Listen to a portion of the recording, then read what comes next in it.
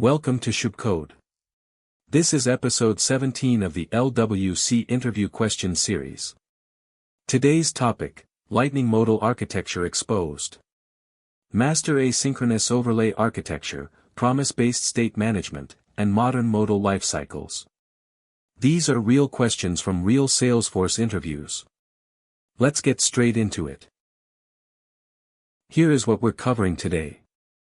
Legacy SLDS markup versus native LightningModal architecture then, asynchronous invocation and promise-based resolution patterns then, passing public API options and capturing return payloads then, enterprise abstraction patterns for reusable overlay services.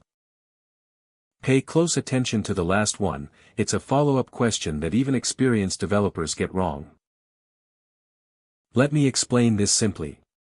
Master asynchronous overlay architecture, promise-based state management, and modern modal lifecycles. For years, Salesforce developers built modals manually using raw SLDS markup and Boolean CSS toggles. In your HTML template, you wrote a template if true equals is open, section class equals SLDS modal SLDS fade in open /section/template to display pop-ups. This legacy pattern bloated component DOM trees, caused z-index stacking context bugs, and leaked memory across navigation events. The modern Lightning/Modal module solves this completely by rendering modals natively into a dedicated top-level DOM container outside your parent component.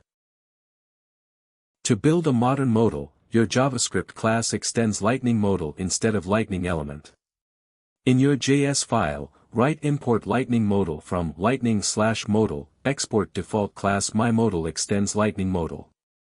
In the template, Salesforce provides structured semantic components like LightningModal header label equals edit contact /LightningModal header, LightningModal body, and LightningModal footer.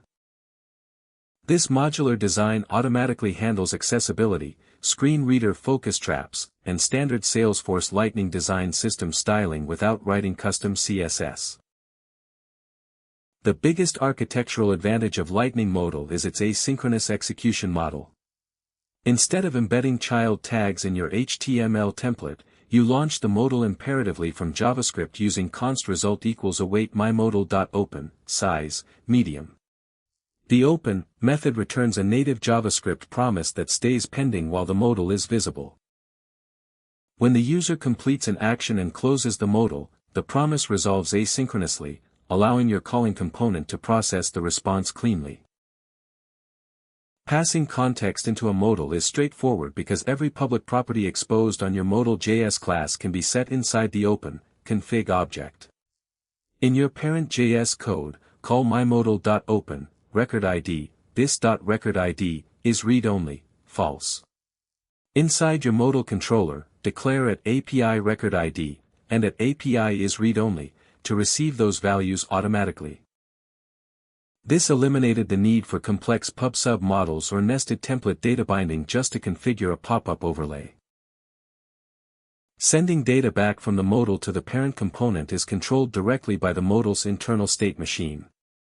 Inside your Modal.js controller, call this.close, success_payload, when a user clicks save, or this.close, null, on cancellation. The value passed into this.close becomes the resolved value of the await myModal.open promise back in your parent code.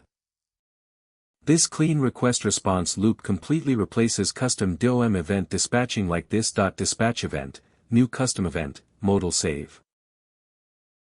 Controlling responsive sizing and container behavior is fully parameterized within the Modal API. When opening the modal, set size, small, medium, large, or full in your configuration object. For example, use myModal.open, size, large, description, record editor, for heavy data tables, or small for basic confirmation prompts. The browser handles responsive scaling automatically, preventing layout overflowing and horizontal scrolling issues across varied device screen resolutions. Handling user dismissal and keyboard navigation is built directly into the container lifecycle. When a user presses the escape key or clicks the close icon, LightningModal automatically resolves the pending promise with an undefined value. In your parent calling code, always guard against empty returns by checking if result == undefined process data result. Furthermore, any unhandled render errors inside your modal body automatically bubble into the parent component's error callback hook for seamless debugging. For enterprise applications, senior architects wrap modal operations into reusable service components. Instead of duplicating modal invocation code, create a dedicated JS utility module where you export helper functions like export async function confirm delete, record name, return await delete modal.open, name, record name. This pattern separates UI modal orchestration from business controllers, enforces uniform pop-up styling across your org, and makes unit testing lightweight because you can easily mock the promise returned by the open function. Let's wrap up. Here are the answers that will make you stand out in your next LWC interview. LightningModal replaces bloated template markup with top-level DOM mounting and promise resolution.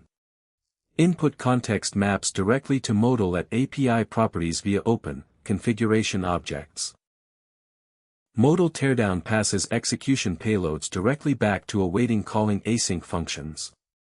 Abstraction into ES6 utility services maximizes reusability and simplifies Jest unit testing. Practice these patterns in a Scratch org so they come naturally in an interview. Like and subscribe for a new LWC question every single day. Next up, can you answer this LWC interview question? Custom data table inline edit architecture exposed. See you tomorrow.